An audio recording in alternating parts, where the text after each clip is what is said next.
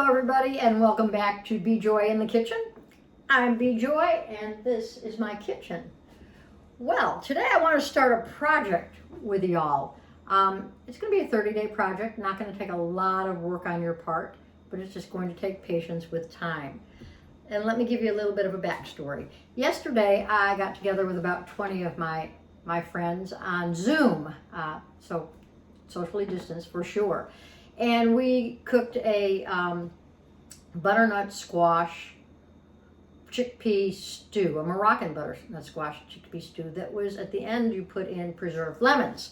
Now, I know most people don't have preserved lemons lying around their house.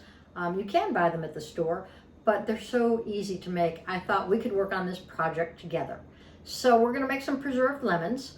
What you're going to need are about 6 or 8 nice sized lemons. You can use any variety that you want, and you want to start out with a sterilized quart jar.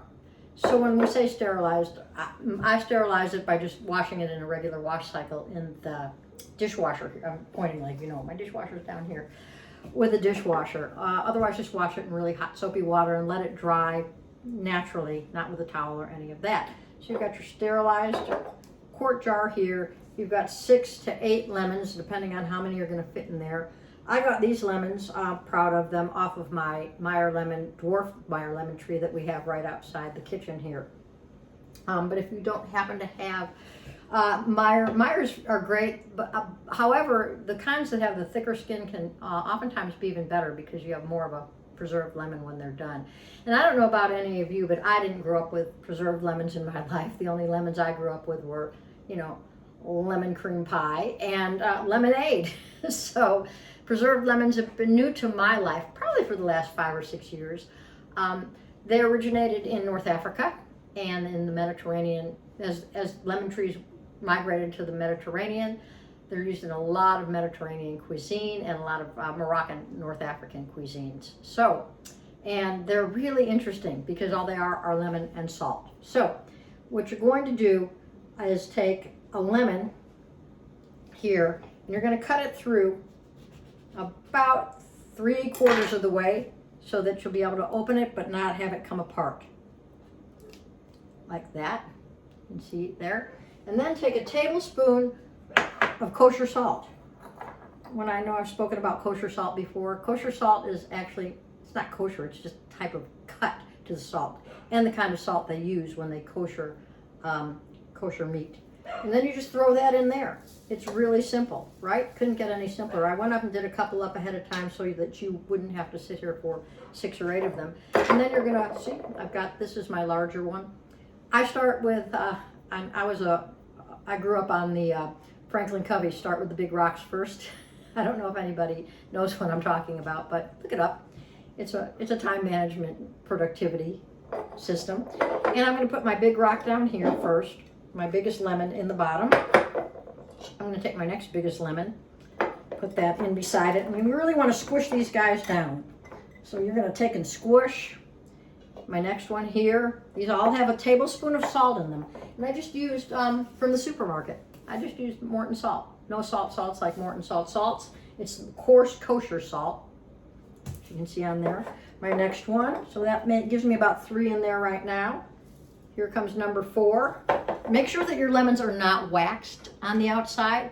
Mine obviously weren't because I pulled them off my own tree right here in the yard. And you want to make sure you get plenty of salt in there. You can't have too much salt. And here comes 5. There we go. And we're going to cut another one right here. I think I'm going to cut one of my smaller ones 3/4 of the way through, so make sure that it doesn't go all the way through. And if it does, you know what? You're all right. Honestly, you'll be fine. There's a lot of forgiveness in this recipe. Put my salt in there. Squash this guy down. There goes my salt all over the countertop. I guess I'm going to really need to cleaning that up. And I'm going to press them down even further, and I'm going to see if I can get one more in there. Got one more here. We're going to try. This one's just a little bit smaller. I'm going to try and do that one. All right. And they're really an amazing condiment. You can make so many things with them. This stew was just really outstanding yesterday, I will say that. And we'll learn to make that in about 30 days from now together. And we'll do that once our lemons are done. So, just gonna go ahead and close that just like that, right? You go, how simple can that be? And make sure that you got them really squeezed the best you can. I might even squeeze just a tad more, because you want to have them sitting in their own juice, at least a part of it. Then what I'm going to do is I'm going to take it and I'm going to just turn it upside down, shake it just a little bit. And then I'm going to leave it on my cool counter over there for a week. So next week when I come back, we'll see what comes next. All right, that's what I've got for you today. Preserved lemons. I won't say enjoy the yum, because you're not going to be able to enjoy the yum for about 30 days with those. But we'll take our, we'll progress together. It's going to be a group project. And what I challenge you to do is take a look over the next couple weeks and see what kind of recipes you can come up with that have preserved lemons. And please, just put them in the comments. That would be great. I would love to see that. And if you've ever had preserved lemons before.